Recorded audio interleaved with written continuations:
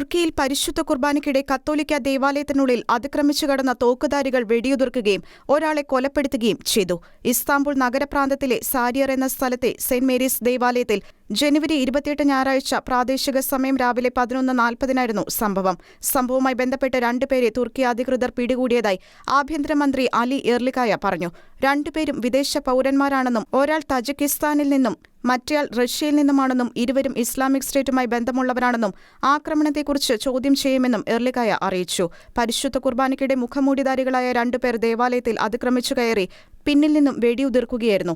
മരിച്ചത് 52 വയസ്സുള്ള തുർക്കി പൗരനാണെന്നും ആർക്കും പരിക്കില്ലെന്നും ഒരാളെ മാത്രം ലക്ഷ്യമിട്ടാണ് അക്രമികൾ എത്തിയതെന്നും ദേവാലയത്തിന് പുറത്ത് മാധ്യമപ്രവർത്തകരോട് സംസാരിക്കവെ ഇസ്താംബുൾ ഗവർണർ ദാവൂദ് ഗുൽ പറഞ്ഞു. കൊല്ലപ്പെട്ട വ്യക്തിയുടെ പേര് ടുങ്കർ സിഹാൻ എന്നാണെന്നും അദ്ദേഹം ക്രൈസ്തവ വിശ്വാസം സ്വീകരിക്കാനുള്ള തയ്യാറെടുപ്പിലായിരുന്നെന്നും എന്നാൽ ജ്ഞാനസ്നാനം സ്വീകരിച്ചിരുന്നില്ലെന്നും അന്താരാഷ്ട്ര മാധ്യമങ്ങളിൽ റിപ്പോർട്ടുകളുണ്ട്.